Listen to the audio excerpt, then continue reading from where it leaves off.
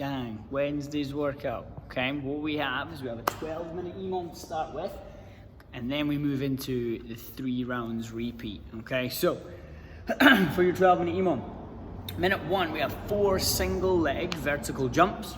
Into minute 2, which is 4 behind the neck push press.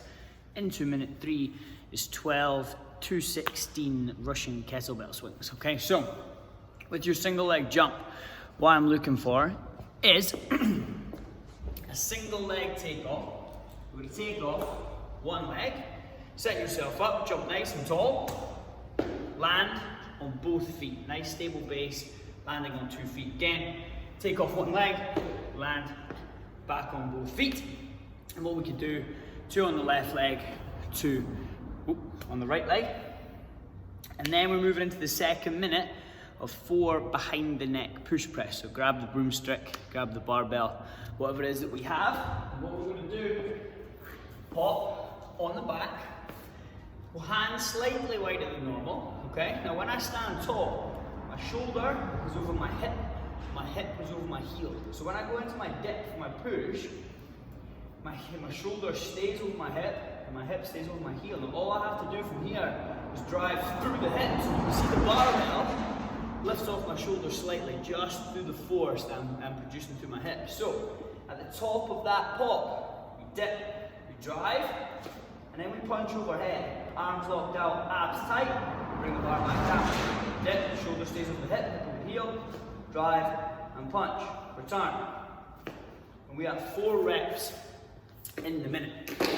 Now, with the push press and minute 3, your kettlebell swing, focus on how aggressive you're driving your hips through. Okay, so I'm going to use the dumbbell, kettlebell, whatever it is you have, backpack. It's that slight bend of the knees, big hinge of the hips. Now I'm going to hike it between my legs, fire my hips through, and it's all coming from the hips. My shoulders, my arms are just there to guide the piece of equipment to where it needs to go, okay? All through your hips, yeah? So 12 minutes, minute 1, 4 single leg jump, 4 behind the neck push press, minute 3, 12 to 16, so up to yourself, depending on where you're at, of your kettlebell swing, okay? A workout. Here we have 3 rounds.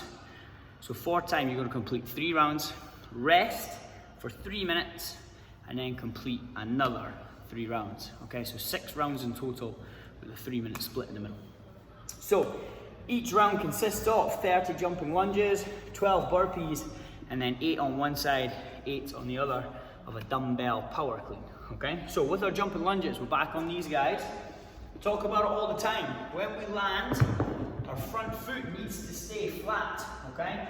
So from here, shins almost vertical, front foot's flat. I'm gonna come straight up, pop, and swap. I land with my front foot vertical every single time. Try and avoid these guys where I start creeping my feet closer and closer. Now my heel's off the ground, my knees shot forward, not balanced, it's just not great. Front foot flat, nice strong base, drive, catch. Again, front foot stays flat. With your 12 burpees, you can step in and out, jump in and out, any combination to get yourself on the floor and back to your feet with that little clap above the head. With our dumbbell power cleans, again, we touched on the importance of the pop of the hip. I want to see the same here with that speedy elbow when we catch the dumbbell on the shoulder. So we can go on the outside of the legs, in between the legs like the kettlebell, entirely up to yourself. All I'm looking for is that slight bend of the knees, little hinge of the hip, and then the aggressive hip fire to catch the dumbbell with a high elbow to stand tall again. Every single time I'm driving through my hip, dropping underneath with that speedy elbow to catch the dumbbell on top of my shoulder. All in the hips, okay? So 3 rounds, 30 jumping lunges, 12 burpees, 8 and 8 dumbbell hang power cleans.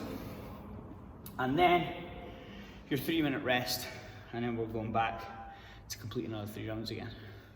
Enjoy, guys.